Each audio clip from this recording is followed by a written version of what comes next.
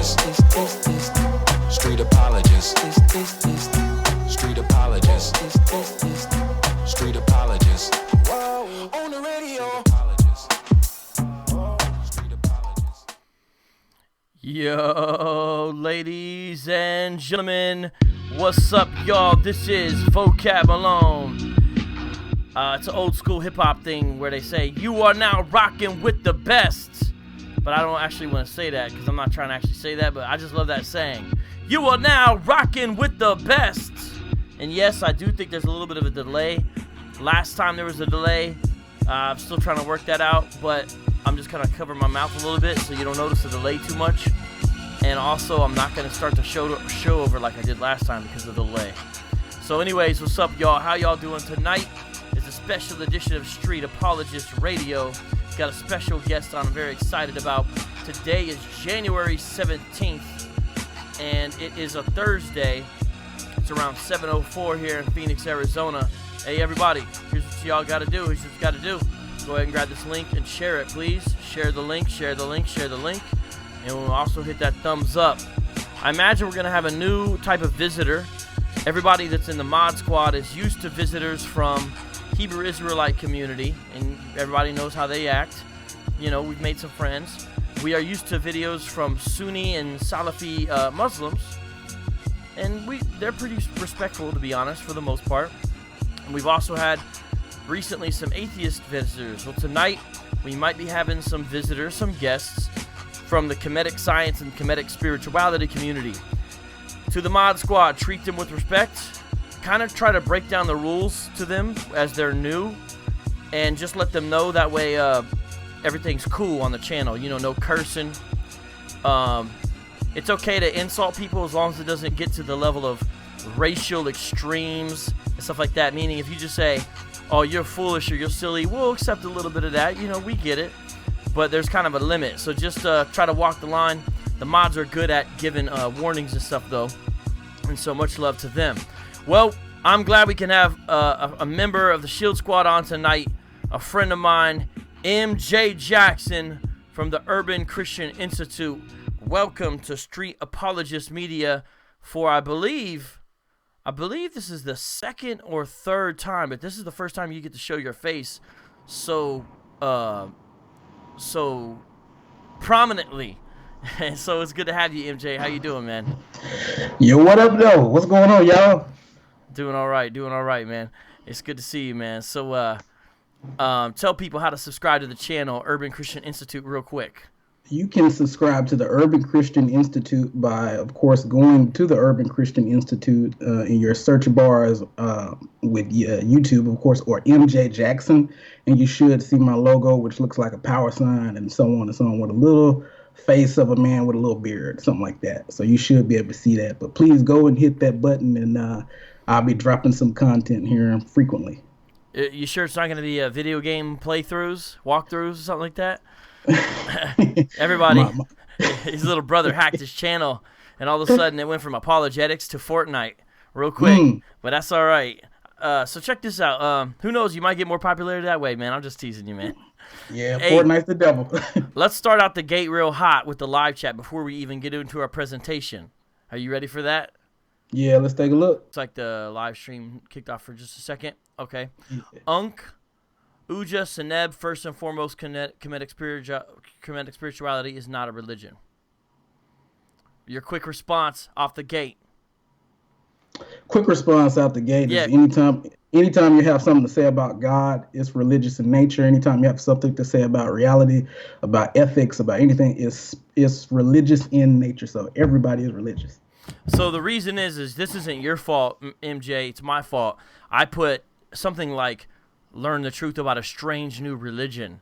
And I knew that was going to raise the ire of some people. I knew that. So that wasn't an accident because I knew people were going to say, what? Kemet is ancient. What do you mean it's a strange new religion? My contention is going to be this. And MJ, you don't have to defend my words. You just got to defend your own. My contention is this hybrid version from the 21st century that's very sort of Americanized, that's flourishing or whatever, that's a strange new religion. It just happens to have a name that they say Kemet. That's my contention. So that's why I put strange new religion. But I thought your answer Absolutely.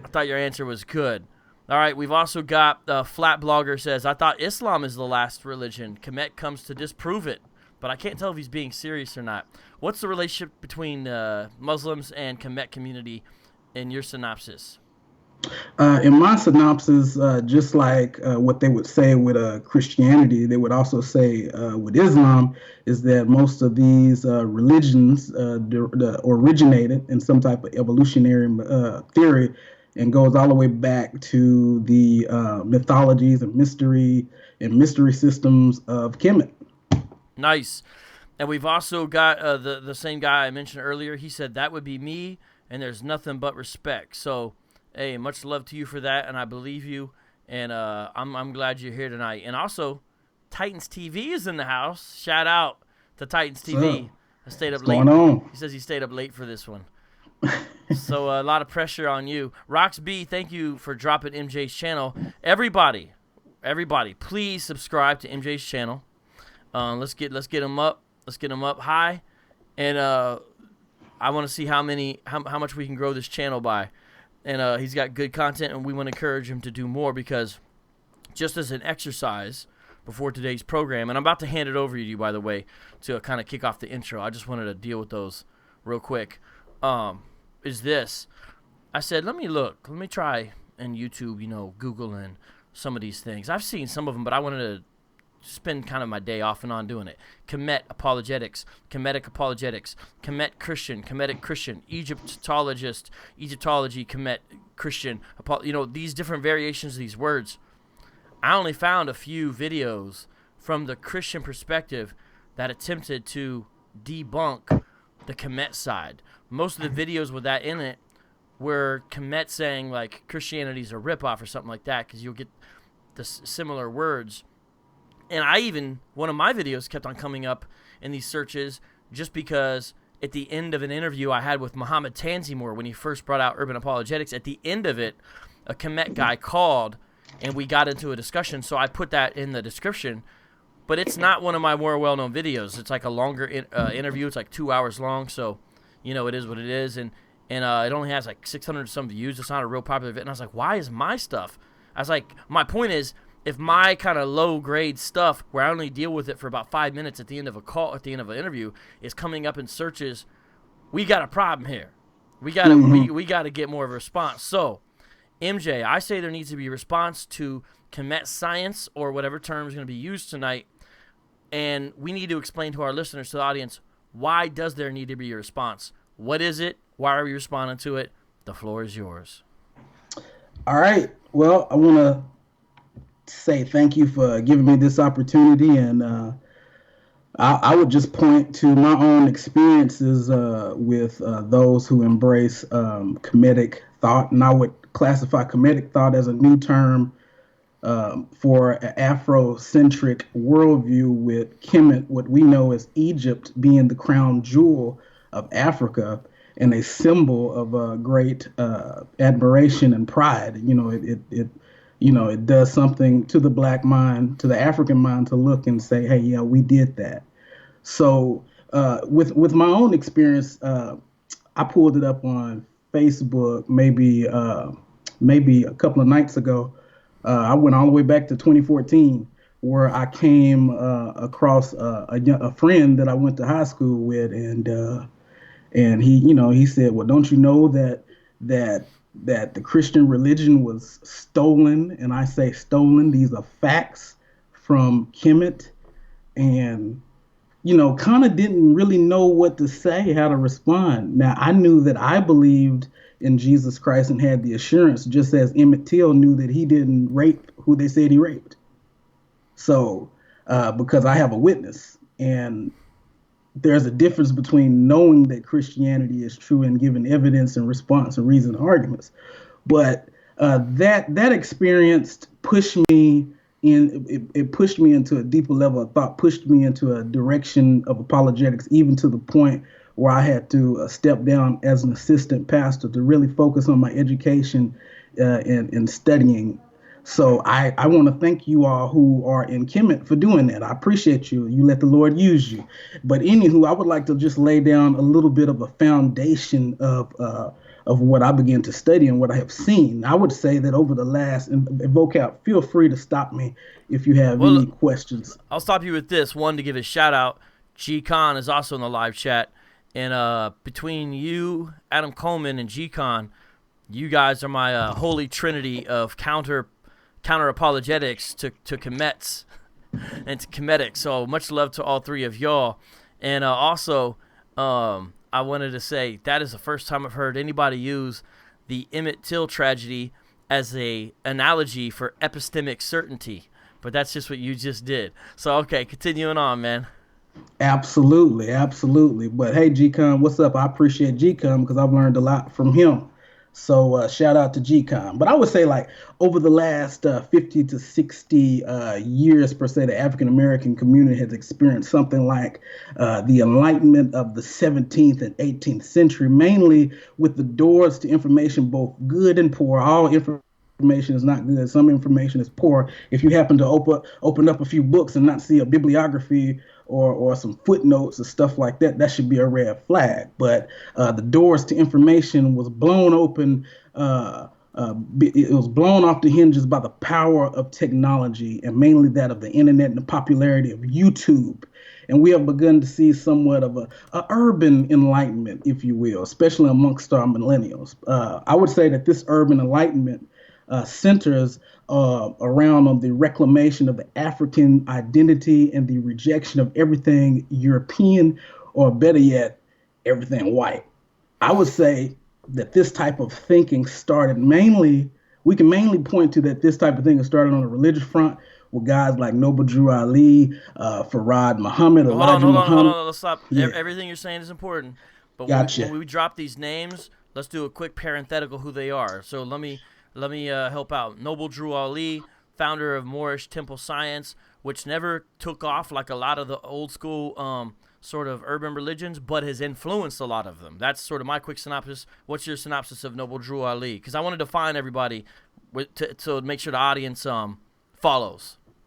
Yes, Noble Drew Ali, he founded the Moorish Science temples on some hybrid teaching of Islam. Of course, he would determine which teachings and stuff like that. He even written the Quran, something like that. And what we begin to see after him, we begin to see his group kind of splinter off, and you have Fard Muhammad. And that's the founder of the Nation of Islam. No one's really sure what his ethnicity is, but it should have been black, to be honest, but it wasn't. That's all we know. and go ahead. And then you have Elijah Muhammad, who took over after him, and then after he passed, his group kind of splintered with Clarence 13X starting his group. That's the Nations of the Gods and Earths, right? Mm-hmm. And they nicknamed him Puddin', and he greatly influenced a lot of the MCs who came later, and that's where you get all types of slang. One of the best examples that I give actually is a group that's not as well known as everybody cites Rakim, or they cite the chain that Jay-Z wore, something like that. Poor Righteous Teachers. That's probably the best example. And not only that, I think they're one of the most underrated groups in hip-hop. And I like them because their producer was a fellow Sicilian, Tony D. So that's some old school trivia for you, straight out of Trenton. Sean Kelly, thank you for the super chat. He says, boom, pap, pow. Okay, go ahead, man. But yeah, and of course, we all know who Minister Louis Farrakhan is. And then, of course, after Minister Louis Farrakhan, we get to a very popular gentleman by the name of Khalid Mohammed. Khalid Mohammed. I'm not sure if everybody know who Khalid Mohammed is, but he was very popular. He was what he would call a flame thrower. The veins of side of his neck would pop out type of thing when he was speaking. Yes, you can even look up in YouTube a conversation that Khalid Mohammed had with Sean Hannity, and your mic dropped out for a second. Hold on, I'm not able to hear you. So while I can't hear you, let me give some love to the super chat real quick. Christopher Young says, looking forward to watching this later. Family dinner time. God bless. Hey, Christopher Young, what you having for dinner, man? Who made it too? That's two things I want to know. What are you having for dinner, and who made it? Tell me real quick before you take off. So thank you for the live chat, though. Okay, I think you're back, my man. Matthew, go ahead. Matthew, are you recalling me? What's happening? My bad. If it does that again, you might have to kill your picture, and we might have to go to audio because it looks like you're having a trouble connection on your end. But go ahead. Okay.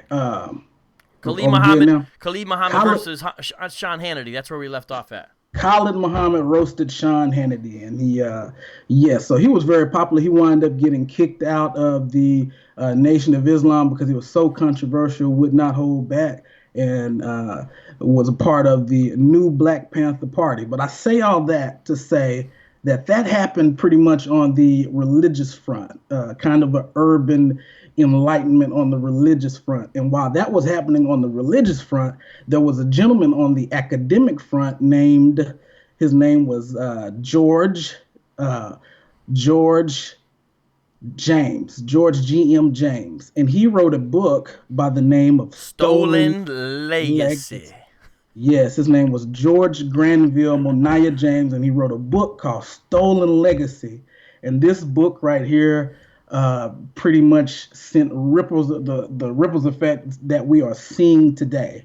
And the basic premise of this book, if I can read it from the back, is George G.M. James, he demonstrates that the ancient Egyptians had developed a very complex religious system called the Mysteries, which was also the first system of salvation.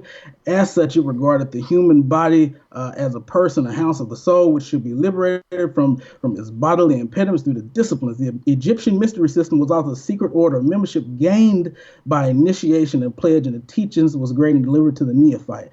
I say all that to say this, that the basic premise of his books was that the Egyptians who were Black were not given their due.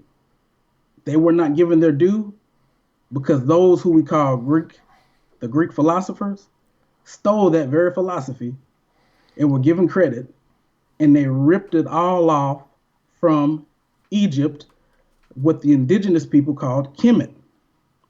He pointed out in his book that his aim was to establish better race relations in the world by revealing the fundamental truth concerning the contribution of the African continent to civilization. He went on to point out that in the humanities, the first lesson is to make people aware of their contribution to civilization. The second lesson is to teach them about other civilizations.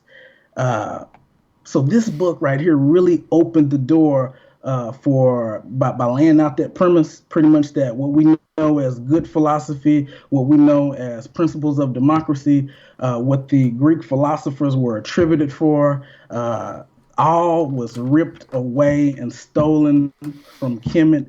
He would even demonstrate that the area, the nature, the environment was not even in Greece was not even it wasn't even productive for them to come up with these types of ideas and concepts. They couldn't, according to him, they could not have came up with any of this because they fought each other all the time. So he really laid the groundwork for people like John Henrik Clarke, who, and he was born in the 1800s, toward the latter end of the 1800s. So he was an older fella, and shortly after he wrote this book, he passed. So he laid the groundwork. The idea there is that, Western civilization that Americans supposedly or whatever revere, the very foundations of it are stolen. Now, sometimes you'll see in the modern era, because the title of the book was Stolen Legacy, but you'll see sometimes in the modern era people say, well, it's heavily influenced, or they'll nuance it out a bit.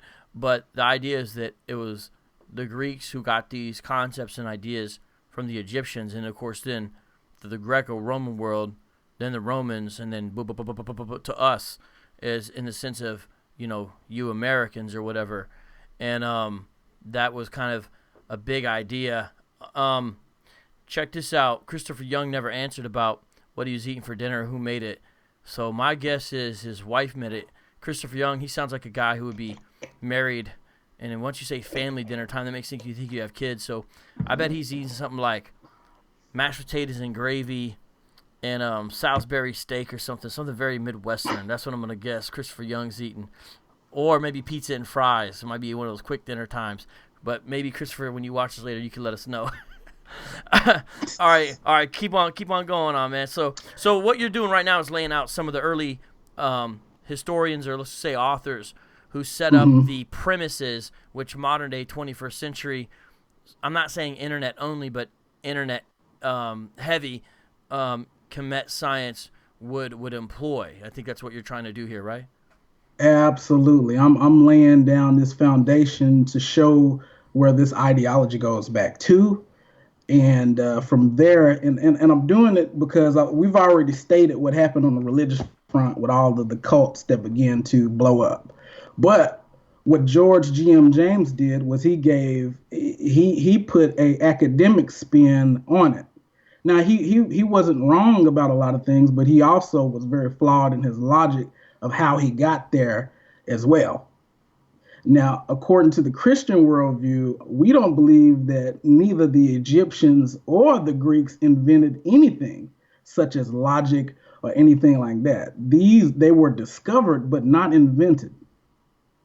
And these would be what Greg Bunsen and Dr. Greg Bunsen and a lot of philosophers would call the preconditions of intelligibility. In other words, we believe that God made this universe intelligible to be studied, and he also made us in his image to be able to think his thoughts after him. So, in saying all that, this is a very anthropocentric type of view, where we looking at the evolution of thoughts. And what George Granville Monod James sought out to do was point out that the theft of the African legacy by the Greeks, it led to an erroneous world opinion that the African continent made no contribution to civilization, and that the people that come from there are naturally backward. He had a good motive, but his work was also used to abuse other people, and I would say that his work was also erroneous in how he got there as well. And so he was trying to eliminate bias and prejudice, and what it led to was more bias and prejudice. That is a real concern. I'm not going to go too deep into it. We don't want to only stay in the past, but let me say to everybody, if you're not familiar with some of the goings on, the European colonial powers, as the saying goes, really did carve up Africa like a birthday cake. Everybody kind of got their slice and used and abused the continent. Now, there's sort of levels, some were worse than others, but nonetheless, it was not a pretty situation. And what happened is, one of the things is like kind of rating the civilization's history itself, especially Egypt kind of got ransacked. And that's why stuff from Egyptian artifacts are all over the world, a lot of them, of course, in England. And that's why, in the beginning of Black Panther, Killmonger's like, how'd you get this? You probably stole it like you stole everything else up here. And within all that, there was an impulse, not just then, but prior times too as well, from the Europeans are like, hey, these Egyptians must have been different than the rest of these Africans. There's no way normal Africans could have created a civilization. And that's where they get into weird theories. And I'm speaking it crassly, kind of, because it was clearly racially, it was based upon a racial superiority model, a lot of these thoughts and ideas. And that's where you get some of these strange ideas where these guys would say, well, Jews must have came into Egypt, or some Semitic influence or something else like that. And they must have been the one who built these pyramids and did this and that. And the funny thing is about this, I'm going to stop right here and hand it back. Sometimes the Hebrew Israelites misuse this racially motivated scholarship where people try to explain away the Egyptian contribution to what they actually did. And they'll use it and be like, oh, look, this guy's proving right here. Look, he's showing that Semites and such came into Africa, did this and that. Sometimes they misuse this old scholarship, not realizing the source. But continue on, my man. Yeah, I would say that neither scholarship is Christian or religious. Most of it centers around anthropocentric, a man-centered type of approach. But I would say, as Dr. George Ellis put it, people realize that Western historians have sold us a bill of goods regarding blacks as inferior, and the hinges were beginning to be blown off. And as a result of George G.M. James' work, we see guys like Dr. John Henrik Clarke, who is a well-beloved historian. He's no longer with us. We see Dr. Ben Yosef Yachanan. We see him start writing works like Black Man of the Now, the religious origin, the origins of the Western religions and stuff like that. And we see John G. Jackson, who was an atheist, and he I would say really started to launch attacks against the Christian faith. And I would go on to say that out of all of them, like Sheikh Anta Diop and stuff like that, he was pretty scholarly in the way that he did it. And so mainly the reason for all this was a rejection of the Western history as it was presented to us, and an attempt to reclaim everything that was taken away from us due to the transatlantic slave trade. So we was trying to reconnect with our roots, and what better way to do it than reconnect them with the greatest civilization, the greatest empire known to man, and that would be that of Kemet, what we would call Egypt. And that's absolutely a great way to do it if you're going to do something like that, because even the so-called white world has been obsessed with Egypt for quite a long time. And there's a great book on that, Egyptomania, 3,000 Years Obsession with the Land of the Pharaohs. But, of course, as we get into this, the transatlantic slave trade is mainly robbing the west coast of Africa, not necessarily where Egypt is. But, we got the same continent going on. So, Old School 89 says John G. Jackson's book, Christianity Before Christ, which was derived from a book from Kersey Graves called World's 16 Crucified Savior, are both unreliable sources. Yeah, the Christ mythers, they love to use that Kersey Graves book, at least the uneducated ones, which is maybe a majority of them. They still be citing that book. But okay, MJ, now what you got, man? I'm totally happy that a person brought that up, John G. Jackson's work. I'm happy that they brought up Kersey Graves, because he's a white guy. Now, Dr. Ellis, in his book, he pointed out that the reason this was done was because a differentiation was not made between what is white, what is European, and what is thoroughly Christian. So there was a refusal to differentiate between the two, and the result was that Christianity became became known as the white man's religion. So you got guys like John G. Jackson attacking it. You got guys like Dr. Yosef Ben Yachanan attacking it. And you got one famous gentleman today by the name of Anthony Browder. He's really famous. And if they had a starter Kemet, back to Kemet box, that God box that David Banner was putting together, had a few of his books in there. It had Hidden Colors. So if you was going to have a Kemet starter kit, a couple of his books would be in there to get you started right on the road. Hold on. Did David Banner really put together a God box? Yeah, with that last album that he made called The God Box, or Magnolia, I'm not sure which one.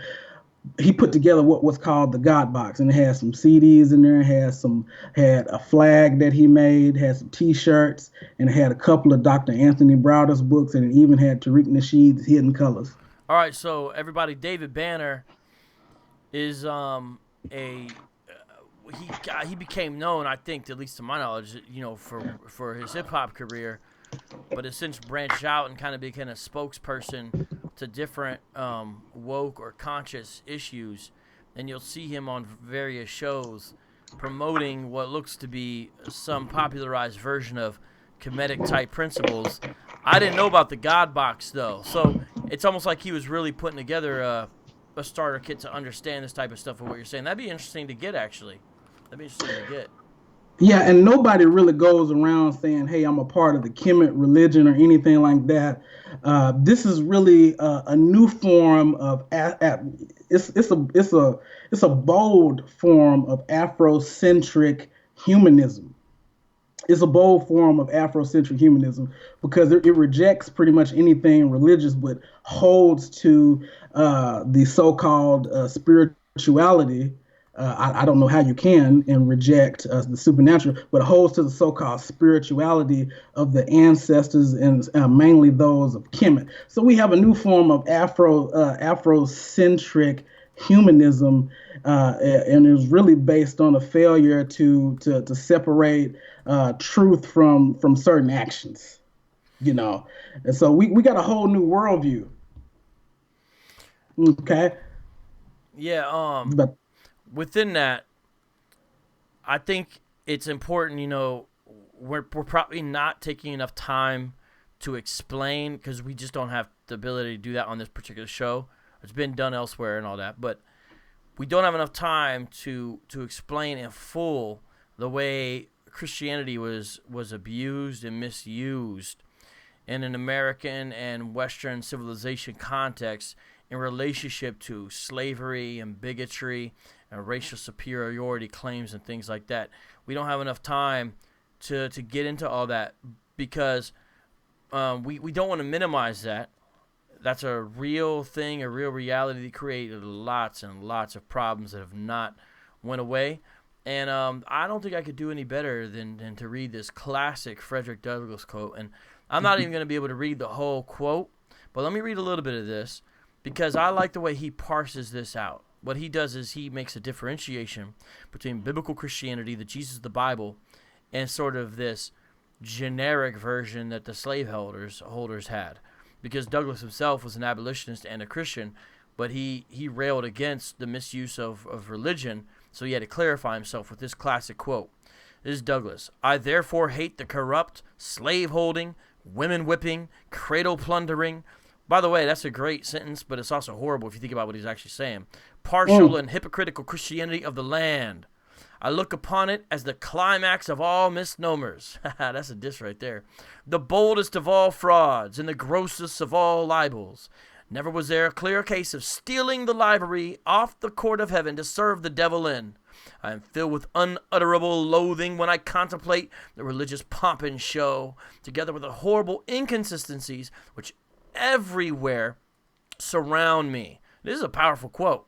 This is a powerful quote right here. "We have man-stealers for ministers, women-whippers for missionaries, and cradle-plunderers for church members. The man who wields the blood-clotted cowskin during the week fills the pulpit on Sunday and claims to be a minister of the meek and lowly Jesus. The slave auctioneer's bell and the church-going bell chime in with each other, and the bitter cries of the heartbroken slave are drowned in the religious shouts of his pious master." This is poetry right here, ladies and gentlemen. "Revivals of religion and revivals in the slave trade go hand in hand together. The slave prison and the church stand near each other. The clanking of fetters and rattling of chains in the prison, and the pious psalm and solemn prayer in the church may be heard at the same time. The dealers in the bodies of men erect their stand in the presence of the pulpit, and they mutually help each other. The dealer gives his blood-stained gold to support the pulpit, and the pulpit in return covers his infernal business with the garb of Christianity. Here we have religion and robbery, the allies of each other. Devils dressed in angels' robes, and hell presenting the semblance of paradise." That is an indictment. But that is, go ahead. No, not that. I just bringing out Douglass. That could have been good enough for audiobook. but yeah, that is indeed an indictment. We would say that we Christians would say that Frederick Douglass was woke in the Christian sense. He was able to do the homework to differentiate the words of a person's mouth and the actions. He was able to differentiate the two, and a failure to do a humanism, a form of autonomy. So with this being thrown off, something had to be put in place, and ultimately made the ultimate arbiter of truth. Dr. Moli Fasanti describes this as the Afrocentricity worldview, as a frame of reference wherein phenomena are viewed from the perspective of the African person. So we're talking about a worldview. So we got rid of God, and how we're trying to establish, create a universe is beyond me. It can't even decide to do so. It's beyond me. It makes no sense. But some people decided to shed off what they perceived to be the white man's religion. Anything had to do with slavery, we had to just shed it off, throw it off, and try to reconnect with what the ancestors, what the ancestors in our ethnicity and our culture had to try to reconnect and resurrect that. And so a unilateral declaration of independence was made, and people began to critique their own mental diets. So I would mental diets. Listen to this guy. He's bringing it today. Yeah, they're mental diets. Asa G. Hilliard, he said that we must act as designers of our own future based upon a careful and deep study to find the truth about ourselves and about the world. He says, I say all that to say that this is pretty much by attempting to recover everything that was taken in the transatlantic world, the transatlantic slave trade. But the dude I want to talk about today, and I'm going to be responding to arguments. I wish I could go into all of the spirituality and the metaphysical claims of that, but I wanted to lay a foundation of where it came from, who they are, some of the popular guys, and how there is a conditioning that's going on when you start getting probed away from the truth of Jesus Christ and probed into each and every wind of doctrine. You have to be conditioned for it. So I look at what Anthony Browder does on page 52 of his book. You mind if I read it, Vocab? Yeah, it's all good. So everybody, here's what's going on. So far, MJ has not necessarily talked too much about the popular practitioners and purveyors and perpetrators of 21st century Kemetic science, such as Polite or Young Pharaoh or on and on and on. So far, he's kind of giving you the history of the ideas, as well as maybe some of the motivations or impulse which would lead people in this direction, not only to do the research aspect, but also to embrace these ideas.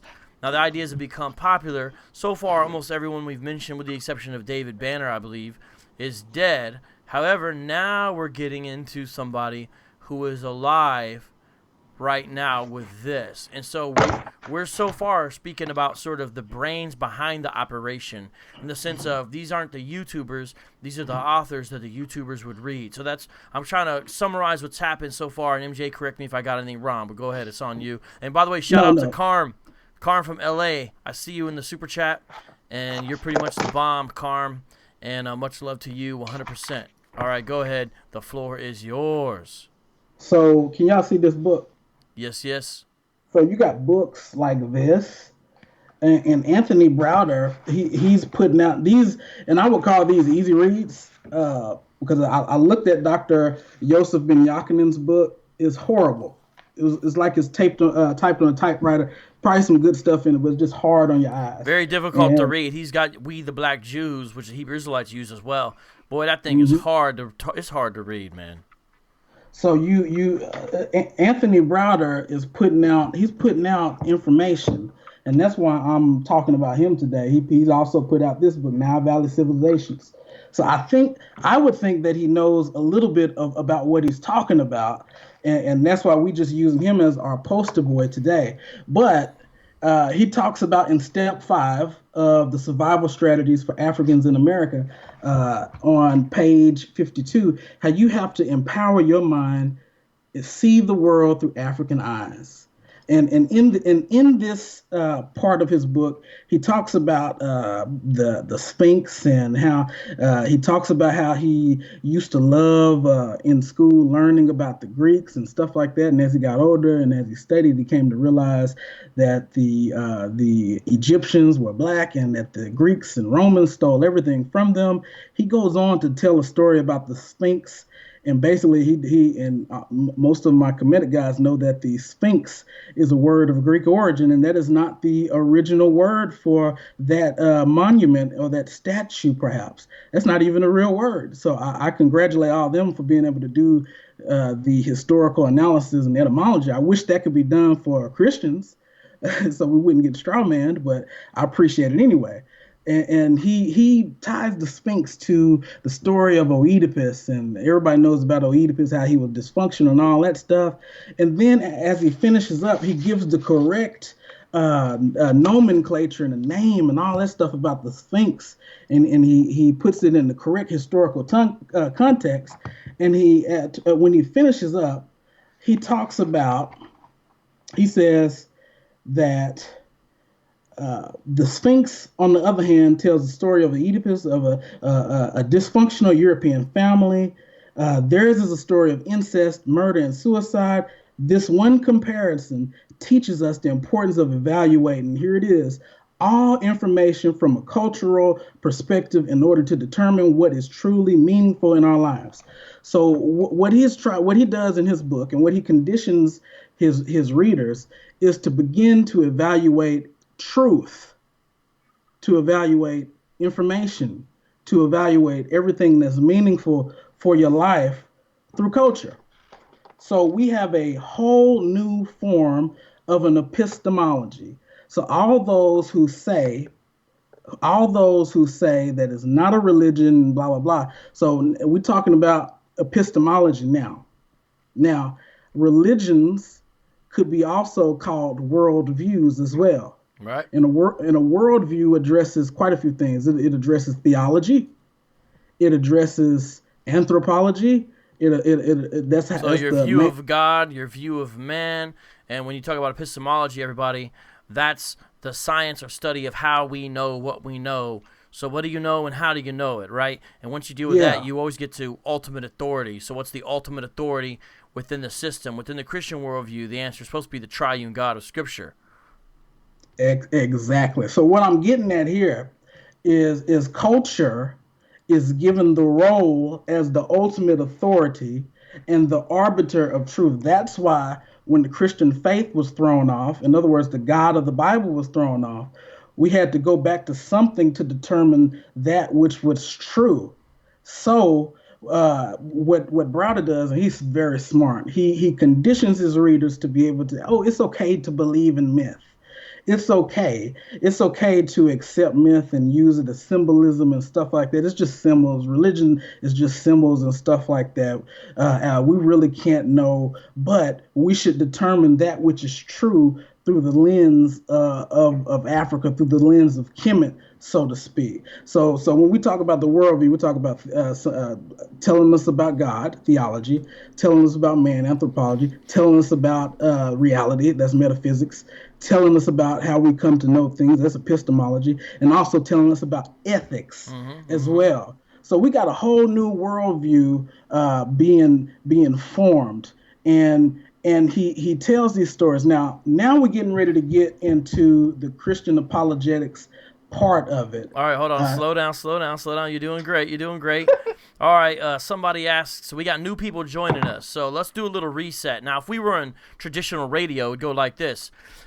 Well, thank you very much. If you could stop right there. I hear the music in the background. We've got to take a moment for a word from our sponsors coming up on a hard break here. Don't go anywhere, because when we come back, we have our guest today, MJ Jackson, who's going to tell us more about Kemet as well as the Christian answer. See you on the other side of the break. We do something like that. And then when we come back, I'll be like this. Well, thanks for rejoining us here on Street Apologist Media. My name is Vocab Malone. Today we are discussing a Christian response to Kemet science. So, Brother MJ Jackson, tell people a little bit again, if you could, about your channel and your ministry, and then please redefine Kemet science before you get into the answer. Go ahead, my man. All right, MJ Jackson. I am the founder or facilitator, the steward. God is the founder of the Urban Christian Institute. I'm just a steward whom he's made over at the moment. And we are an apologetics organization. We also will soon grow to be able to help local pastors better defend the faith and serve their communities. But I'm talking to you about the ideologies of Kemet, and especially how it interacts with the Christian faith. I gave you a little bit of history on it, dating back from the monumental work of George Granville Moniah James, his important work called Stolen Legacy, and we are now into the 2000s, where books that was written in the late '80s, early '90s by Mr. Anthony Browder are really popular for helping to educate people to basically form a new worldview, to see the world through African eyes, mainly that of Kemet, to really come for a great appreciation, to be able to reinterpret religious imagery, stuff like that. So now we're dealing with the worldview known as Kemet, and if people don't like the term religion, we'll just call it a worldview, and it's still the same thing. Hold on a second. I'm going to ask you to give people like a one-sentence definition of Kemet. But real quick, what I'm going to bring up a couple comments. Mark Cleveland's got a funny comment. He says, Vocab be finding these intellectual guys. So that's you, by the way, MJ. Bring in some dummies off the street so I can follow along. And to that, I say this, Mark. Don't worry. Pretty soon we'll have some Hebrew Israelite guests on the show. And now with that shade thrown, my man does have a little something to say. And he says, Christianity and Islam were both forced on people of African descent through oppression. How can we in good conscience reject the oppressor and the oppression but then accept their religions? So let me say one thing, because we're doing quick answers to the live chat because we want to stay on topic, but we want to interact when we can. So it's like this. A few things about that, Pianki. One is that remember that the Hebrews were in Egypt. Now, you may reject the biblical narrative, but remember that the Hebrews were in Egypt for many years, right? And in that time, they were a witness and a testimony to an extent to their God, right?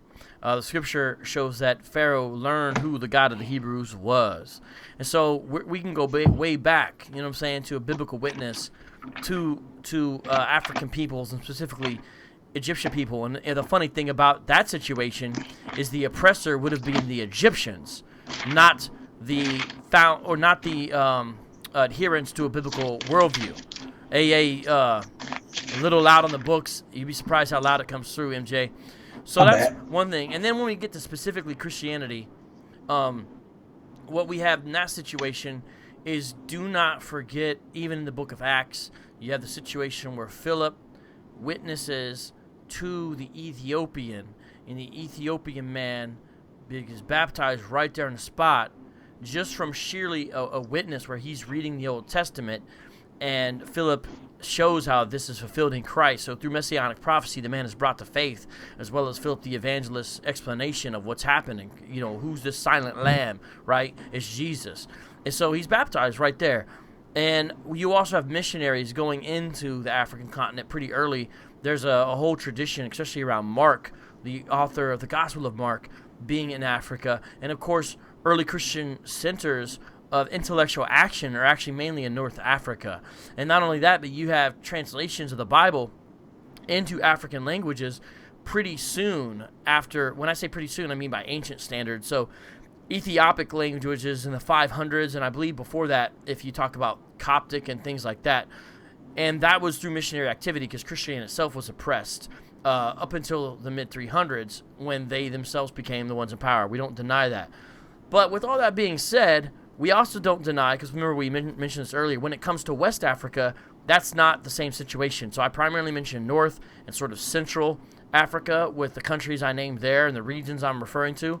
When it comes to West Africa, you are correct that you mainly have oppression being the introduction for Christianity, from what I can ascertain. But I would ask the question that my friend Jonathan Soko asked, which is, that doesn't necessarily make it false.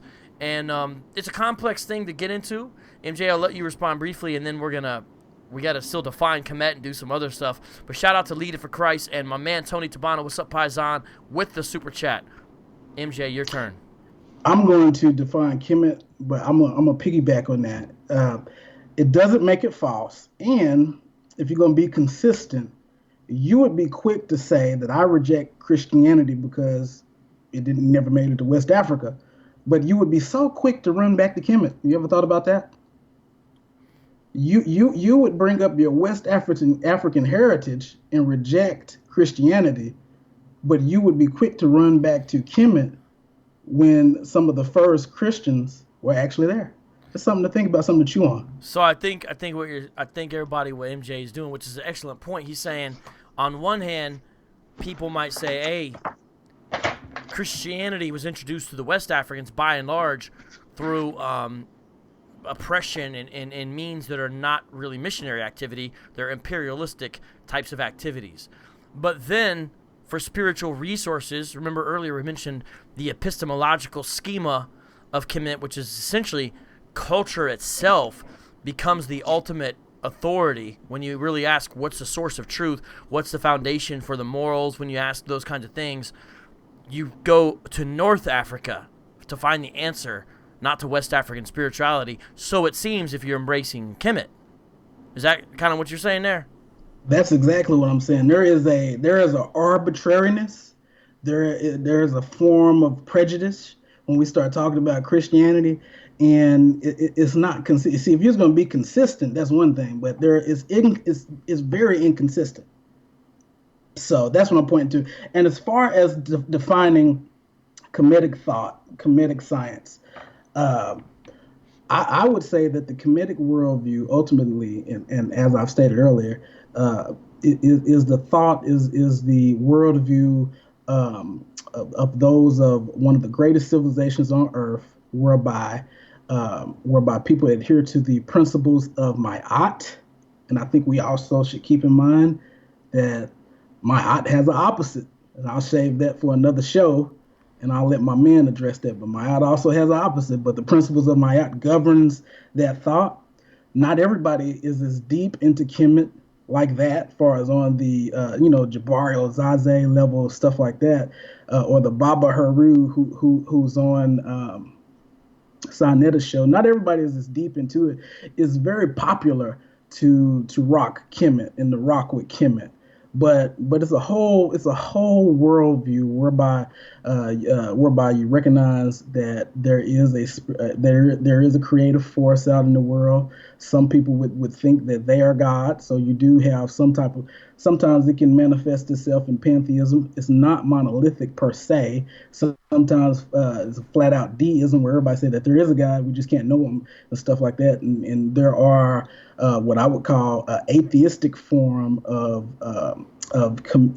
Kemetism, where people don't believe in God and use Kemet as it's cursory and introductory, although we're trying to do a service, you know what I mean? We're not just up here, like, notice we're not doing the whole make fun of people to prove our point type of thing, except I did throw a little shade at Hebrew Israelites, but that's well deserved, everybody knows that, but that's not even, the point of the today's show.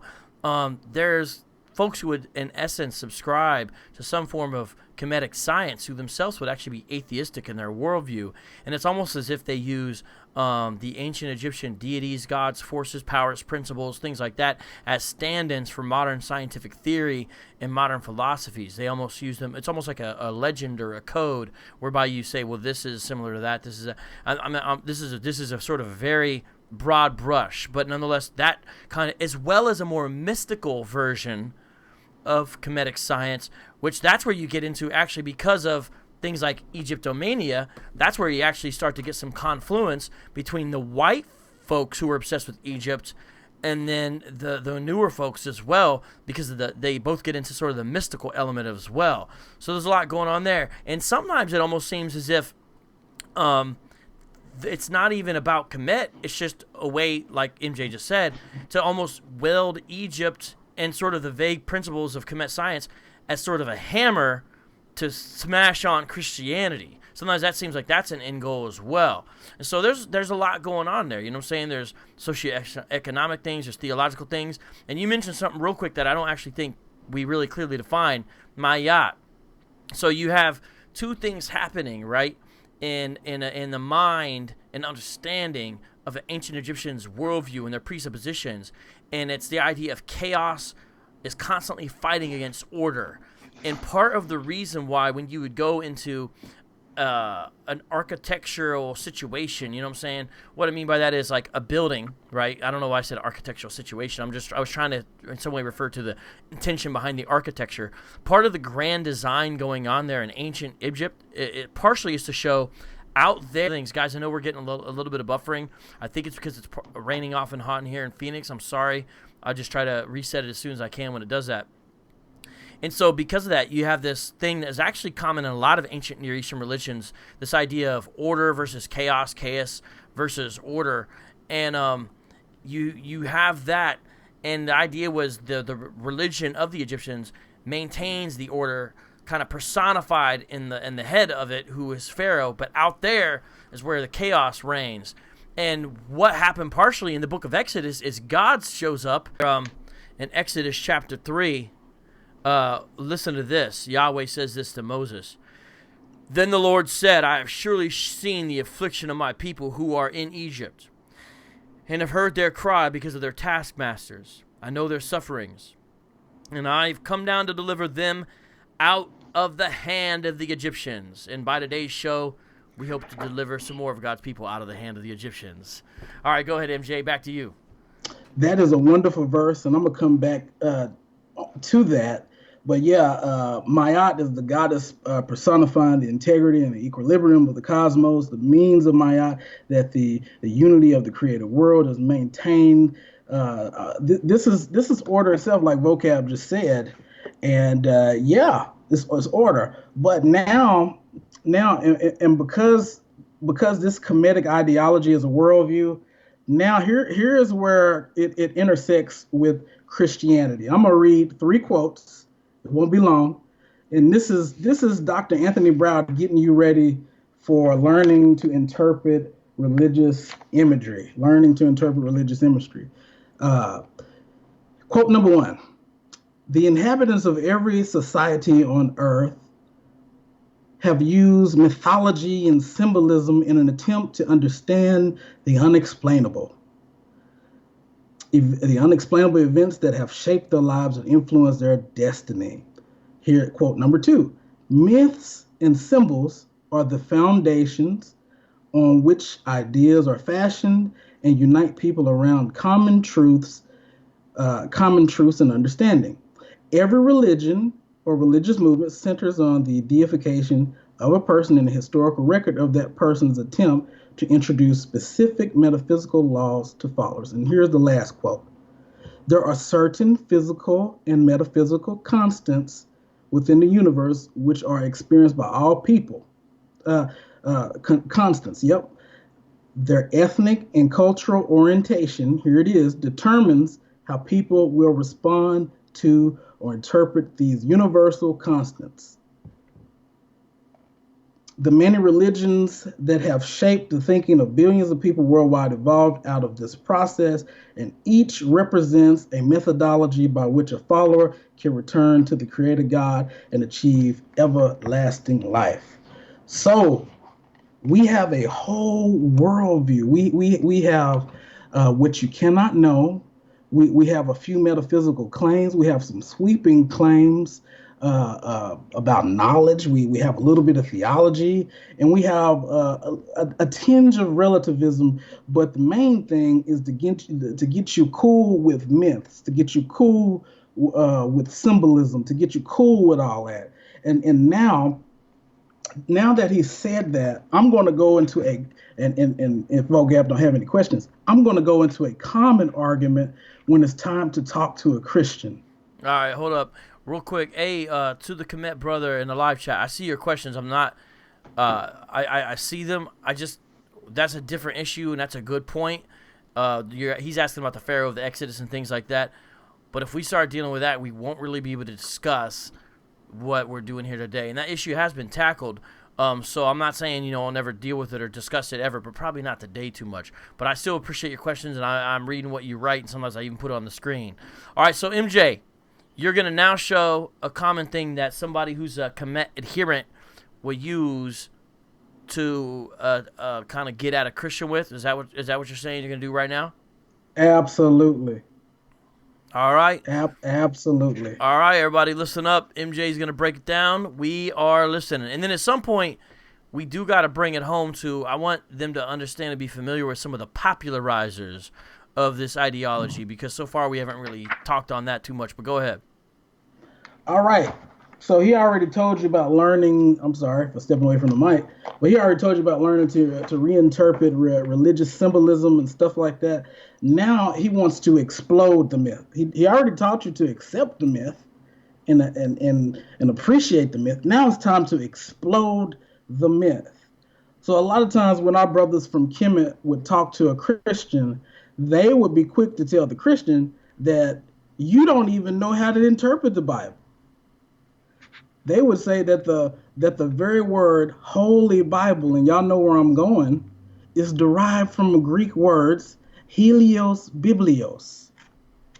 I'm pretty sure Vocab has taken Greek, and those of us who have not taken Greek know that Helios is not the word for holy. Yes, isn't it hagios? Is hagios or hagios? Yeah. So they'll say it's Helios, like as in the sun. Yes, absolutely. So, like, hold on. Are they going to say Holy Bible etymologically relates to the Sun Book or the book about the sun? Is that yes? Oh, yes. So I'm learning these arguments. So all I know is, first of all, the Greek word for holy is hagios, right? Hagios is the transliteration in English. But check this out. The Holy Bible was never even mentioned in the Bible itself. It's sort of a way to refer to the collection of Old and New Testament covenant documents. So it's not even sort of an official designation within the Bible itself to say, here's the Holy Bible or anything like that. But this is silly if somebody's making this kind of argument. So go ahead. I want to hear this. And this is a common argument, but what it is it's setting up the play, so to speak. We all got. In basketball, you got your plays where you set up something. You get football, you got a few plays where you try to set up a slam dunk. But what Browder is trying to do, and what a lot of people who embrace Kemetic science try to do, they're trying to set up the Christian. They're trying to set the Christian worldview up as an astrotheology. They're trying to set it up as an astrological theology, not even understanding that the Bible, first and foremost, should be interpreted by what it says, wherein the Bible commands us not to even be engaged. The Hebrews were told not to even be engaged in the worship of the stars or anything like that. They were told not to get into it. It was bad. So yeah, not only that, but Yahweh purposely waits until the fourth day to even create the sun. Almost as a way to say, it ain't that big of a deal, because sun worship was so central in the ancient Near East, and many scholars have got into the fact that Genesis 1 and 2 actually contains a lot of polemics hidden within the subtext of it against ancient Near Eastern religions. And it's very interesting. They, in the Hebrew, don't even use the proper word for sun and moon, actually. It uses the terminologies greater and lesser light. It's almost a way to sort of minimize the importance of it. Not saying it's not important, but there's a polemical aspect to the way the authors of Genesis end up actually even describing the sun and moon itself.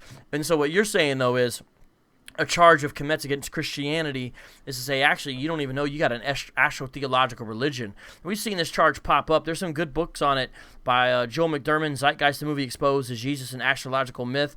Although these books didn't cost much when I got them. They're out of print now, so they can be costing a little bit more. And Unmasking the Pagan Christ by Stanley Porter. The Israelites were commanded specifically not to engage in astrology or worship of the stars and anything like that. And we have the reconditioning and the reindoctrination of the Kemetists, or the wow you, to shake you, to kind of shake you and wow you, that the Holy Bible means Helios Biblios. And I'm sorry, we just shown that the etymology of the word does not go back to Helios, it goes back to Hagios. Even if it did, that's a fallacious argument based upon when you base things upon etymology. Glory Nick says, good morning. Where in the world do you live? Glory Nick, wherever it's good morning, because it is not good morning here. It's good evening here. But go ahead, man. Okay.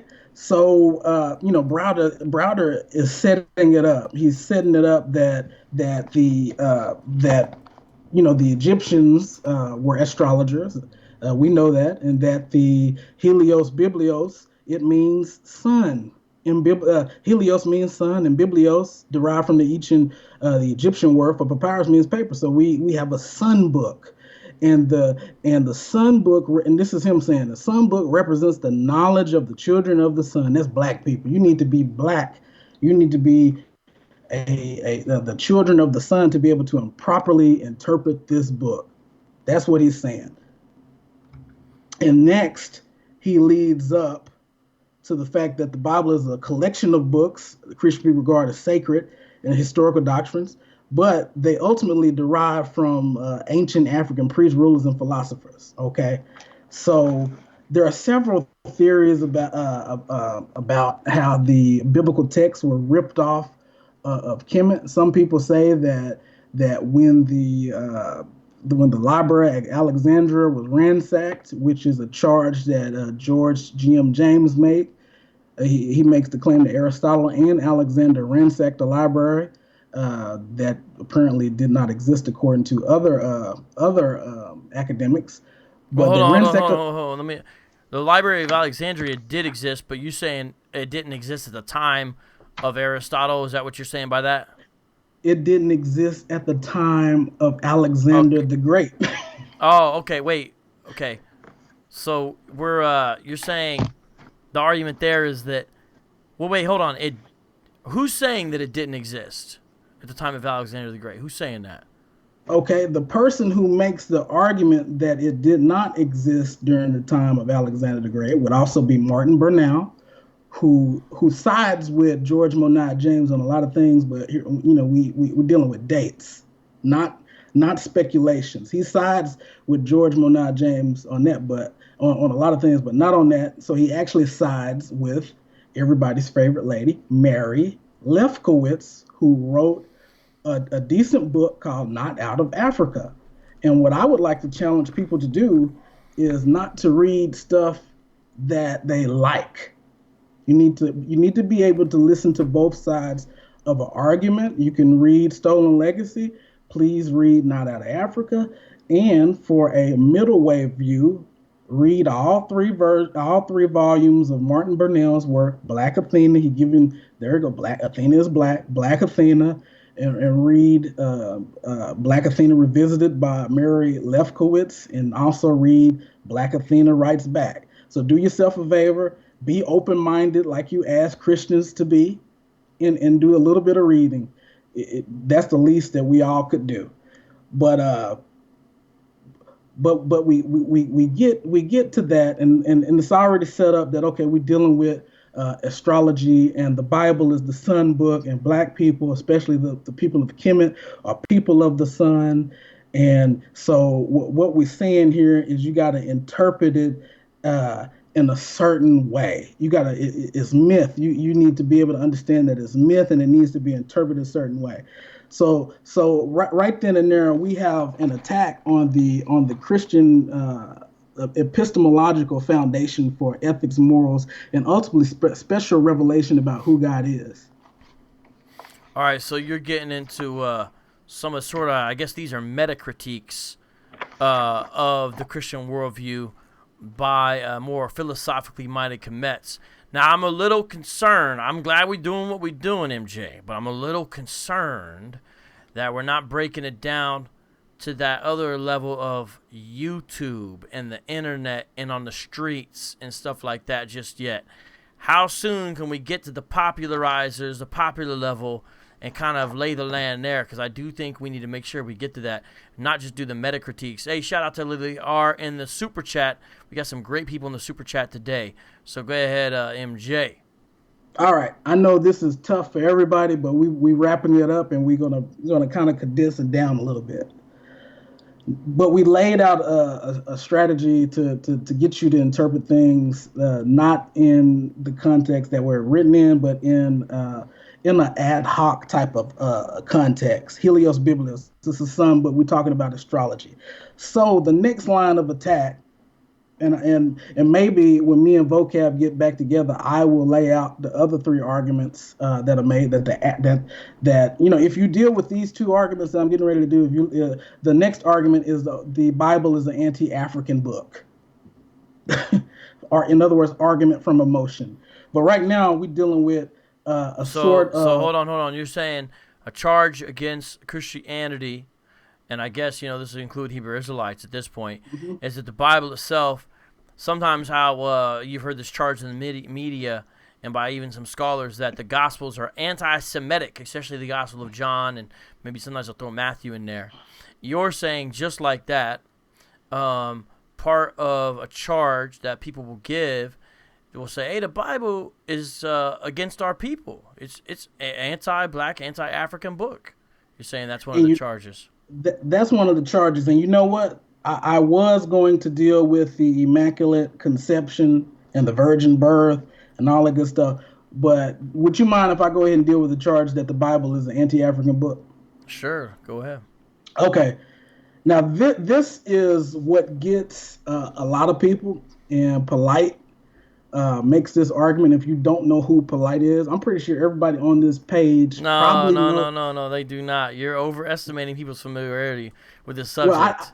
Okay, I'm sorry. I guarantee you they do not all know who Polite is. I'm so sorry. I know my guys from Kemet knows who he is. Of course. But most of my Christians do not know who Polite is. Polite is an atheist. Polite has a group called New Covenant. He came out of New Wabianism under Malachi York, who, came out of the Moorish Science Temple. There you go. But Polite is an atheist, and some of his principal arguments center and focus on emotions, on slavery, on if God really existed, if he really loved us, why did he let us go into slavery and stuff like that? And on top of that, the Bible is an anti-African. Hold on. I'm just worried people aren't catching what's happening here. That charge is actually very important in the area of urban apologetics and answering these alternative spiritualities. It essentially is a variation upon the problem of evil, where the Christian believer is expected to provide a defense of God's actions, or so, sometimes called a theodicy. And so specifically it gets narrowed down to the transatlantic slave trade. And so that's what he's saying there. So continue on, my man. What he would try to do, as well as others in the Kemetic community, mainly on Sinetta's channel, SETI, guys like him, he's another guy who's pretty popular out there. They will parallel that with what African Americans have experienced, and they will ultimately go, and I was glad that you went to Exodus. They will go to Exodus and say, what kind of God would slaughter innocent people? What kind of God would come through and kill all of the innocent babies and stuff like that? What kind of God would do that? And then, why was Cayman cursed? Why was he cursed? Well, a few things to answer that. And first and foremost, we read the Bible in context. So I'm going to give you a biblical answer first before we get to some logical and psychological answers. But the biblical answer is God had every right to judge Pharaoh, because if memory serves us correctly, was it not Pharaoh who was killing Israelite Hebrew boys? So was God not right to exercise judgment and also make himself known not only to the Egyptians, but also to the neighboring communities? So I would say that God was totally justified in judging a nation by the actions of that ruler. Speak it, Doc. So God was totally sovereign, and he was totally justified in basically an eye for an eye. But not only that, what about us? What about African Americans today? And I can't. This is touchy. I know, but the first and foremost, I am not in slavery, so I can't really even give you an honest answer on the emotions and the feelings that our ancestors went through. And I would also go on to say it still doesn't determine the truth of the message of Christianity. What I would say is, regardless of my knowing, your knowing, Vocab Malone's knowing, God has perfectly good reasons for the evil that he ordains or permits. He has perfectly good reasons, and those reasons are known to himself, and he's still God, whether I know them or not, and I should worship him and bow down to him because he's God, he's the creator, he's sovereign. But in terms of the Bible being an anti-African book, we would have to say that that's a flawed argument because God was simply judging a sinful nation. Yeah, But it wasn't anything specific to let's get African peoples. And in fact, let me show you guys this. When the Israelites left during, what's called the Exodus, Scripture says there was a mixed multitude.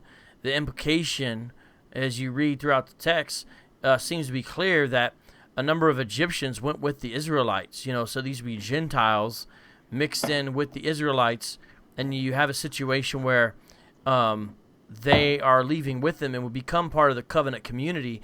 And that's why you see the laws regarding the stranger or the sojourner, or as well as the person who's not sort of born within you yet becomes part of the community. Those types of things all throughout the Pentateuch. You see those issues because some of them would be Egyptians. And not only that, but remember, prior to the slavery that happened there underneath the that happened for the 400 years, or depending on how you count it, that's actually another complex issue in itself. But the slavery of the Israelite peoples under Egyptian rule, remember, there was a very positive portrayal of the Pharaoh of Joseph's day, as well as positive portrayal of Egypt and some of the pharaohs in the situations with Abraham, for example. And so my point is to say that you just have people portrayed how they are, and put yourself in the position of the Pharaoh. To an extent, Moses comes in and says, hey, let your whole slave class go. You know what I'm saying? absolutely. You know what I mean? Absolutely. So it's not an anti-African thing per se. But again, you referred to Romans 9:11. God can raise up who he wants for his purposes to shine his glory as the one true God of the universe. None of the gods of Egypt can even say that. And I would assert that it was God who raised Egypt up to be the people who they were in the civilization who we appreciate and look on with greatness. It was God who did that. It was nothing within them of themselves. And this right here could go into a lot of different directions, but I've enjoyed chit-chatting with you guys. Are you going to open it up for any questions, Vocab? Yeah, let's take a look now a little bit more at the live chat. While I'm doing that, hey, everybody in the live chat, this is a chance where you can throw kind of rapid-fire questions. We're going to sort of do rapid-fire version, meaning we're not going to do 20-minute things on each question, but we'll try to give a little love to each question, right? Looks like we're going to be doing 2 freestyles, by the way. That's what happened in the super chat. But let me open up to the live chat and say we're going to try to look at your questions. I see a lot of people in here, a lot of faithful people, a lot of new people. Much love to the Kemet folks who have come in. You guys, we got love for y'all. And I'm still learning, as you could tell. I'm not trying to act like I'm a master of this information. I'm still learning about this complex subject myself. And so I'm introducing it now to the audience, as well as some people who, by the comments, I can tell clearly already know. So within that, while people are going to throw some questions at us, who are some of the big names on YouTube? Young Pharaoh, Polite, Brother Reggie, Sa Netter. Who else you want to mention? Shaka Atmos. Who's kind of the sort of what's the lay of the land out there? Yeah, you named them: Shaka Atmos, Polite, Seti, Young Pharaoh, Brother Jabari Ozaze, Professor James Small. If you go to my page, I critiqued Professor James Small, his assertion that the Genesis story is a ripoff of Kemet. I critiqued him and pretty much demonstrated that for something to be a ripoff, it would also have to teach the same philosophy. So check out, those are the big names. We are developing, we getting some guys together to be able to address this. Myself, Brother Vocab will be doing it probably soon. Adam Coleman and Brother G-Con, those would be some of the, especially G-Con, those would be some of the Christians giving answers to, these popular guys. No doubt. Also, I think One Way Apologetics, who's up in here, knows something about it as well. All right, first thing, let me throw it at you. Pionk says, Titans TV, I think he's talking to his fellow guy. With all due respect to the platform, this is a gross misrepresentation of Kemetic. So he believes what we've done here tonight is a gross misrepresentation. And I'm putting up there on the screen, my man, would you be able to show maybe one example? Because I've seen you asking questions, but I haven't heard you say that yet. Where's an aspect of where we did a gross misrepresentation? Because it's one thing to add subtlety or get something wrong lightweight, but you're saying a gross misrepresentation? I feel like we've been taking we're trying to take time here. Tell me what you mean, please. If you could just give us one example, we'll try to deal with it.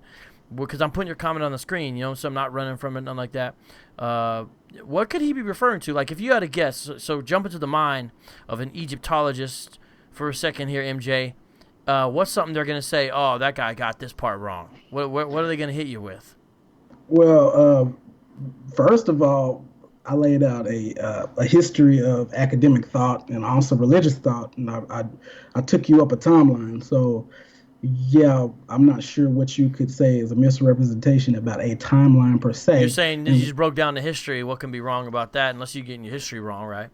Yeah, we need to be able to address something. Just like if you're going to address the Christian faith, you would at least need to know the history and stop getting the Council of Nicaea wrong. Yeah, right. But Christians, we're going to try to represent you guys correct. So we will at least give a timeline and a history line, and then get into some of your some of your ideology and stuff like that. So I mean, I'm not sure what it is that they got wrong. But I don't think that any of you are monolithic. I think that you got Kemetic spiritualists and also Kemetic atheists. Which we did mention that. We mentioned that. Here's some other popularizers people are mentioning. Aurelio mentions Ray Hagins. We haven't mentioned him yet. What about him? I would say that Ray Hagins was challenged to debate by Wesley Muhammad, who is a Muslim, and Ray Hagins ran. And all of you know that. So if Ray Hagins won't debate a guy from an equally fallacious worldview of the Nation of Islam, what makes you think he would be credible to critique Christianity? No, they're just saying that's one of the people in the live chat just saying that's an example of a popularizer of some of these ideas. And somebody else mentioned Ashra Kwesi. Yes. Ashra Kwesi, he's still alive. Okay. And I think I mentioned him to you. I sent you a video of somebody critiquing him, blasting him as well. And taking apart his, even betted him some money that if he could produce some primary sources, they'd give him a couple of $1,000. He still haven't answered them. So. And then we got somebody says Jamar Milton in the Lighthouse. Do you know what that is? I'm not sure what they're referring to there. No, never heard of him. All right. And then somebody said Soko UV. And somebody don't know what that is. Maybe that's a misspelling. Okay, here we go. How close are Kemetic and Hebrew Israelite beliefs? All right, this is a good question, and I would say that they're not that close. For instance, and if you have an issue with what I'm getting ready to say, please take up issue. But the Hebrews believe in a self-existent, uncreated God. Okay. The Most High. They're not talking about Jesus there, but you are correct. No, the Most High. The most High. I'm sorry. No, you're right. I'm just telling them. I'm making sure people know that most Hebrew Israelites don't hold to the triune God of Scripture. They just have sort of a monad because Jesus is created. But you are right. Go ahead. I was thinking about the God of the Bible, but the question asks Hebrew Israelites believe. Mm-hmm. So they believe in the Most High. Now they believe that He's a black man. How can God ontologically be a black man is beyond me, and I would say that that the beliefs are not similar, not in the least. No, from a metaphysical standpoint, no. Right. I would say this. Some of the similarities wouldn't necessarily be in maybe the tenets of the belief system. They would be, I think, in my view, to a large extent, the attraction or appeal of the religion to people who become adherents. What I mean by that is they offer different alternative answers to the question of identity, who am I, history, what's going on with whoever was before me that was related to me prior to now, theodicy, what's up with why does this stuff happen in the world, especially if there's a God or gods who are in some way in control. those kind of key questions, right? They say, hey, don't take the answer white supremacy has given you through Europeanized, colonized Christianity that your forefathers and foremothers have only accepted because of oppression tactics. Don't accept that. Here's a different answer to that question. And so, to me, the similarity has to do maybe with the motivation of why some people are into this and offer these as solutions, because but not necessarily in the tenets itself. And I think the other similarity is, I think to a certain extent, these new urban alternative spiritualities are vying for a similar demographic. And that's why you see the Kemets arguing with the Hebrew Israelites. They did the whole thing, Kemet on trial and all this type of thing back and forth a couple years ago. And I think that's because it's somewhat of a similar demographic that's being vied for. Real quick, Titans TV says, I think it's pretty accurate from the new social media Kemetic lay community. The only thing I think is lacking is the actual Kemetic texts and what is taught. So there's his critique of what has been missing today, MJ, is we didn't bring out, the Book of the Dead, or we didn't bring out the wisdom literature, and we didn't really bring that stuff out. I think they're saying, yeah, well, okay, you got the book, but we didn't bring any of that out. I think maybe that's what he's saying by that criticism. Yeah, and I'm pretty sure that the Titans TV know that we were laying the foundation primarily for Christians, what Christians need to know. I think that's what it says. But I appreciate him for pointing that out. But yeah, and that was the purpose to lay out this phenomenon that we see today and trace it back to where it went. And we can then get to some of your primary sources, address it from an ethical standpoint, and also address it from a metaphysical standpoint. And I actually went into I gave a metaphysical critique on the nature of God on my channel when I critiqued Dr. James Small, if you want to check that out. And we also used primary sources. Here, somebody says, Ebony Rogers says, I hate to say the Kemet versus Hebrew Israelites is really entertaining. Instead of debating, they putting each other's business out on Front Street. Seriously, highly entertaining. Now, unfortunately, I think what Ebony's referring to is sometimes the tendency that happens, which is kind of nasty, which instead of sometimes actually debating these issues at sort of a idea level, it ends up listening to this guy's ex-wife, what he's going to say about how naughty he is, or look at this financial record we discovered. I think that's a little bit, or we look at this secret text we found by this person, and we've discovered that this is alternative ID that he uses online when he wants to, you know what I'm saying? I think Ebony's referring to some of that nonsense that's happened. That has happened. Got you. I think. Gotcha. I would say that we got to look at the motives while they're debating each other. Are you truly trying to teach people about God, or are you just trying to grow your organization, perhaps? Well, here's a question by Old School 89 asking the Titans TV, but MJ, I'll let you drop this. Who actually wrote the Kemetic texts? Which one? Well, let's go with the Book of the Dead. Let's go with the Book of the Dead. So, I mean, there's an example.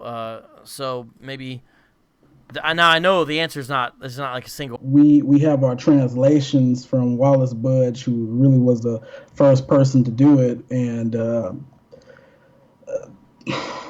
who wrote it. To be perfectly honest with you, I can't recall it right off here. I had to look it up for you. Well, my understanding, and I remember I'm saying I'm a student. MJ, I'm bringing him on because he knows much more than I do about Kemetic science. Okay. My understanding in general of this is actually not one book. There's no such thing literally as the Book of the Dead. This is sort of an anthology of all the books of the deads. I'm pluralizing everything that we would find, especially in sarcophagus type situations. Man, what's up with me in the word situations today? But, we would find there, and when I say we, I mean people sort of the modern era, would find and then eventually translate, of course, once hieroglyphics became, once we were able to learn how to translate it, because that didn't happen until the Rosetta Stone, really. Once that happened, then we get sort of a collation of these different texts, these sort of funerary texts that would be included and put it into one one book to kind of represent it. But the actual authors and sources, all we would seem to know, from my understanding, is sort of some types of Egyptian elites. You know what I mean? The priestly class, for example, and things like that. But my understanding is that's not really an answerable question with any definitive certainty. That'd be my answer to that question. But MJ, help me out, because again, I'm saying I'm a student of this.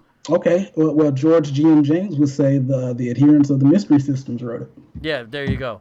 Open Scroll says, are you familiar with Dr. Malachi York and the Nuwabians' teachings? Go ahead. We mentioned them earlier, MJ, but we never defined them. Your chance. Go.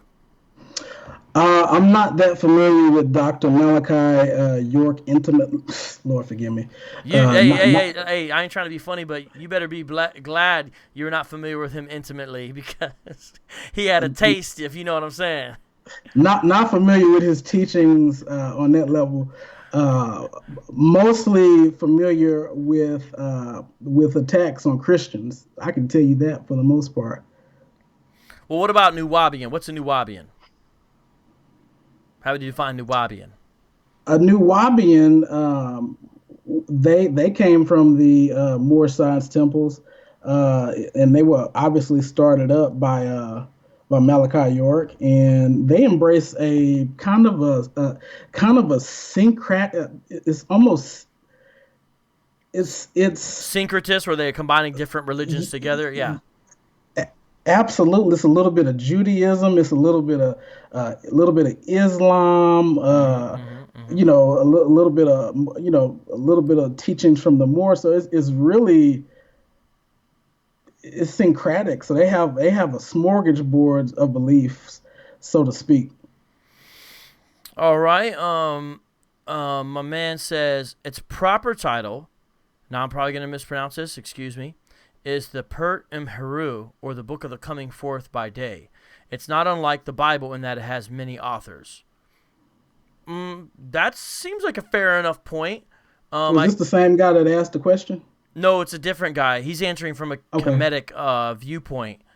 And I think that's a fair way to put it, from my understanding of it. Guys, where's the questions? Some of you guys are funny. You guys were asking a bunch of questions prior to when I opened up the live chat, and now I'm not seeing as many questions. Yes, Ebony, by the way, I guessed that you were probably black, unless you got severely misnamed. Although, go ahead, say what? But see, the level of scholarship that, I can appreciate those who study Kemet. The level of scholarship that they put into their efforts with that, I just wish that it was returned across the board when we start talking about the Bible. You're saying that you don't think the average Kemet polemicist does the Bible justice when they speak on it? Is that what you're saying about that? Absolutely. Now, if I was to call a person, which I have done, and I know what I'm doing a lot of times when I'm at work, I'll say, "What's up, Hotep?" The first thing that somebody is going to say is that Hotep is a salutation and not a name or a proper noun or anything like that. So what you're doing is you're forcing me to use the word properly and put it in historical context. Now, when we come over to the Bible, we start doing things like Helios, Biblios, and stuff like that, and we can feel free to interpret the Bible in so many. And to the newbie on this discussion, you sometimes can sound like an alien. Why would you even say Hotep? Meaning, so I know the phraseology Hotep and how that's important in this. There's a guy on Twitter named Hotep Jesus I've seen the other day. But why'd you even mention Hotep? Explain to the audience what's up with that. The reason why I mentioned Hotep, because Hotep is a greeting. The word is used as a salutation. The word is not used as a name. And I'm pointing that out because I do have guys, and just like the brother just answered about the correct name for the Book of the Dead, and he put it correctly. So we can, and I'm not charging this to any of the audience that represent Kemet, any looking at it. But I appreciate that we can get the name correct on the Book of the Dead. But that Helios Biblios is just a prime example. Maybe we can self-correct on that. I got you. All right, this might be one of the last questions we can do. Julius Reinhardt, was the 10 Commandments taken from the 42 negative confessions? Before you answer, please explain to people, if you can, what the 42 negative confessions are. The 42 negative confessions of Mayat. There are negative confessions saying that I have not murdered anyone, I have not stolen, I have not deprived. In other words, there are 42 negative confessions. They're declarations of innocence on the part of a person who's declaring they're innocent. And this is done isn't this done, to correct me if I'm wrong, so to speak. Right. And like I said, the purpose of Mayat is law, justice, truth, and this is among the peoples of Kemet. So what people like to do is they see 10 commandments. You got the Sabbath day in the commandments. I have yet to see anything out of the 42 confessions of Mayat about the Sabbath day. And we should just be able to differentiate the difference between a commandment and a confession. But, when we start question begging and doing things like that and really just making these far reaches to try to establish some connection, we'll say that, obviously these confessions were derived. Now, could this be a result of, of the ideas that George G.M. James laid forth in his book, that ultimately everything was stolen from Kemet, everything was ripped off? People have been teaching that. People teach that Moses was the heretic king that got kicked out. And Anthony Browder, in his book, Nile Valley Civilization, he says that Moses came after Akhenaten, and he gets the dates wrong on those. So it seems that anytime a person is said to be in proximity to Egypt or had any contact with Egypt, we would absolutely attribute some type of stealing or misappropriation of ideas or anything. We don't believe that Moses invented the 10 Commandments, and as Christians, we believe that God has made each and every one of us, including non-Christians, we're all image bearers of God. So we know by nature what is right and wrong. We know by nature because we're made in his image. So we shouldn't be surprised to see the 42 confessions of Mayat, and we shouldn't be surprised to see the Code of Hammurabi as well. All right, now you brought up Mayat again. What's the word for the other? I forgot. It's Mayat and... Isfet. Isfet. That's the chaos, right? That's the chaos. Right. Isfet. Mayat. All right. Okay, yo, man. There's more questions, but check this out. We've got to wind down. So tell people one more time who you are, where to find you, and some of the stuff you put out there, as well as maybe some other resources you want to give people. I would like, and if I can, I'll show them a few books. I want to thank each and every one of you guys hopped on to take a look. I know I can be long-winded.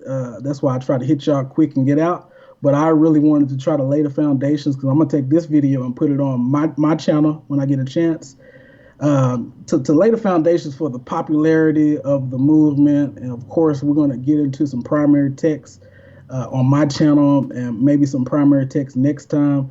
But I'm MJ Jackson. You can find my channel by typing MJ Jackson or the Urban Christian Institute, and it will pull up. I appreciate it if you would subscribe. My ministry is dedicated to giving a rational defense for the Christian faith, attempting, we're determined about what's true. Not about what's true with our culture or anything like that, but we're concerned about ultimate truth. And I got some resources that I think that will be important, even for some of my Kemetic brothers and sisters who are open-minded and you're looking for answers. If you don't mind me, I want to show you some resources. Go ahead, bro. Well, you going to the library? You walking to the library or what? No, I'm not at my house, but I'm just kidding, man. This right here is the updated, and this is updated. I think he brought his son in Yep. with him. You gotta have this. I have given at least 3 of these away at my job. I don't mind spending money. If I come across one of you good people, I don't mind spending my money on materials. So I exchange. Also, books you're with saying people. you're saying you buy me lunch? Okay, cool, man. Right on. Yep. uh, the next book that I think would be important is Free at Last by Dr. Carl Ellis Jr. Check it out. It'll help you put quite a few things into perspective. This book right here is really good. It's one of my favorites. I did not get into some of the Jesus mythicism arguments, but I promise you that they are easy to debunk. It's ridiculously easy, and if you're open to the truth, God will He will bless you. He will deliver you. One more.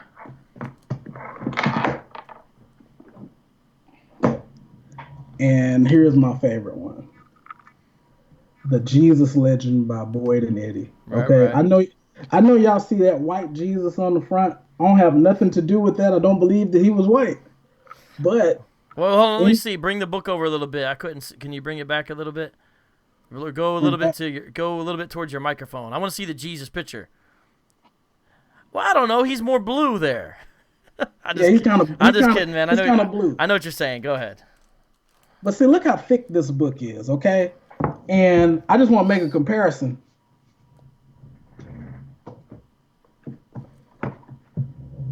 So y'all see how thick this book is right here, and you see how thin this book is right here that John G. Jackson wrote, and this is why a lot of people have left the faith. But look at that. Look at that. It's extremely easy to just make assertions, and they sound real good, but you owe it to yourself to explore the answers. Don't be lazy. Don't depend on people to do it for you. You owe it to yourself. I guarantee you that Kevin Wesley hasn't read some of these books that I'm showing you, and he tells you, he swear up and down, I've done my research. Okay. But those are just some of the books that I think. That was the Jesus Lesson. That's Reinventing Jesus by Kamakweski, Sawyer, and Daniel Wallace. And I'm so happy to be able to get to chat with you guys. Please check out the channel. And man, I pray that God will bless you all and lead you all to the truth in His Son Jesus Christ. All right, man. All right. Well, to the Kemets who are visiting or watching this video, I apologize for what's about to happen. But listen, I'm a man of the people. And when my live chat gives a certain amount, or when the viewers go to a certain amount, I make a promise. We got an if-then scenario where this retired underground local MC comes out of retirement for just a spot to freestyle a little bit about today's topic and show. And so to the professional rappers out there, I apologize, but this is something we just do to have fun, so you can't stop it. So MJ, people were asking if you rap at all. You know what? When I rapped, I wasn't saved. Oh, so you used to rap. It was just one track though, but I've lost it. I used to play drums, but I've lost it. Okay, well, that's what happens. All right, so I'm gonna bring this beat in. Now you're not gonna be able to hear the beat, MJ. You're only gonna be able to hear the freestyle part. And so I want to give much love to everyone, and this is the fun part of how we end this show. Both these beats are by Jonathan Soko, and it's time to transition, everybody. MJ, you killed it today. I'll keep you on, and you can say stuff if you want, or you can do whatever you need to do. Hold up. Let me get this beat up, everybody. We got 2 beats we're gonna do today because I got to do 2 freestyles. Now, I will say I've written some notes here, everybody, about some of the things that I might freestyle about. Okay, I got some notes here. Okay, but let me switch this to that. All right, now guys, let me know about the sound here. Okay, let me know about the sound. All right, I need to have this beat loud because whenever I freestyle and the beat's like too quiet, it just does not sound right. So let me see if we're good on that. All right, so I really need the beat to be like just barely below the vocals. In fact, I don't mind having it too loud, but I want to get right below it. So it's time to do this Kemet freestyle. We got 2 in a row. Let's see how this goes. Again, I admit I do have notes here. Now, obviously not writing rhymes, but I do have little notes I'm going to try to do. Alrighty.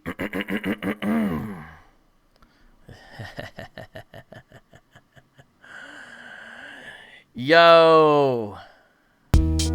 Ride the beat like a Chevy. Talking about dudes like Brother Reggie. I'm the host like Jimmy Fallon. Also talking about that dude Khalid from Titans TV. I'm a writing MC, but today I'm freestyling G. Out of Speaker's Corner, Vocab Malone. I'm an apologist, not a performer. When I fall off, excuse me, it's all good. I cough like a sarcophagus. Kemet science we did discuss today. I try to be an MC to say what we gonna rap about today. It is a Thursday. Peep this December 25th, not his birthday. So it's not a rip-off. I rock the mic. We don't make it soft. Yes, yes, y'all. Discuss this. Jesus the Christ is not whore. Us. Revisited. That's a false charge. Vocab Malone, I'm not Elder Barge. Yes, indeed. We ripping, we rocking. Gotta expose all the false doctrine with this freestyle that flows like the Nile. Now I'm spitting. Check this out. What are the texts that are written? From the top of my head, I mentioned the book of the dead. Okay? The right said Fred, he ain't got nothing to do with this. Now I come through like a scuba kid. We're dipping, diving. Peep this out now. We're not lying. When we tell you Christianity is not a rip-off, it's monotheistic. See? Okay, here we goes. Father, Son, and Spirit bros. Can't listen to Shaka at most. No. Or young Pharaoh with this flow, discussing the slow plight, dissing polite because he ain't a light to the world like Jesus the Christ for the boys and girls. A lot of Egyptians talk about sex. It's written all up in their text, and you can read it and see what I say. Some of the sex is even gay, and that's real gross. Why do they speak it? Peep this out. It's deceived, kid. Yes, y'all. From the top of the head, the Egyptians were obsessed with dead, and that's the truth. In this lesson, they spoke about the negative confessions, but not the Decalogue. The Yahweh bested him when he multiplied frogs. With this dialogue, there is no chorus. I kick like Chuck Norris, dissing whack gods like Isis and Horus. This is not Elias, Osiris, flying, and his wife's a falcon. That's kinda weird.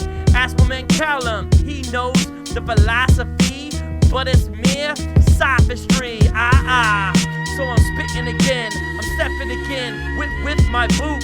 You ask what the Bible's root? It's not Egyptian, that rhyme is fruit. I meant that argument is kind of fruity. Peep this out now, rapping over the loop C from Jonathan Soko. Here we go again, you know okay, that's the first one. Yeah, it's hard to rap, stay on the track, and then bring up these topics at the same time, but we're gonna try it one more time because you guys gave in the live chat, so we've got to do 2 today. By the way, while I'm doing that, please everybody drop in MJ Jackson's channel. Everybody subscribe to him. Be sure to share and like this. Be sure to hit the like button. One more freestyle, then we're gonna call it a day on this. One more freestyle. Don't go anywhere because I still got some more notes. Okay, everybody ready? Was the beat good with the volume there? I hope it was. All right, where's this new beat at? Which one am I gonna do here? Let's do this one. Let's see. Let's try this one here. Got this one. Well, come on. Oh, that's a short beat though. They're gonna complain. They're gonna say the beat's too short. Well, whatever. All right, here we go, ladies and gentlemen. I don't you realize what you I don't you realize Thanks to JS for the boom bap son. Today's guest was MJ Jackson. Here's my rap son, I spit it ill. Hello, how you doing? Speaking, so chill out in the live chat. You know this is a righteous rap. Okay, don't forget today's topic. It was Kemet, with Kiss Fet. Yes, y'all, now I'm stressing. Stay away from negative confessions. They're not commands given by the man. When I say man, I'm speaking poetic. Peep this out, Kemetic dialectic. It's kinda false, Mike, check it. Jesus, not a rip-off from Egypt. That is false, so I'm not an Egyptian. Get, how to say the name, but Yahweh's the name. I'm glad you came. God is so, man, it stopped again. All right, I know it buffered a couple times, so this is the last one, and then we really are done, everybody. Last freestyle of the show. Since it buffered, I'm going to do it, and since that beat was kind of short. Again, can you guys hear? Let me know if you guys can hear. I'll do one more since that happened. That really is the last one, all. All right. Ooh, nice.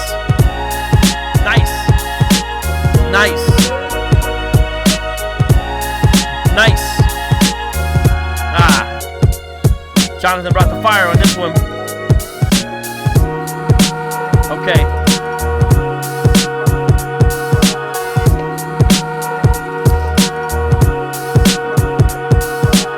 Alright, y'all, we're about to exit us. Today, we discuss Exodus, plus the whole, you know, the Torah. We're not Jewish, don't need a menorah.